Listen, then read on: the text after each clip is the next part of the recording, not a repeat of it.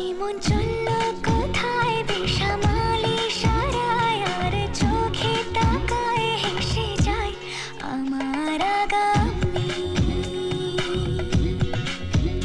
জীবন দিচ্ছে পারি আবার ফিরছে বাড়ি চেনা মুখের সারি রাখি হাত ওই হাতে আমি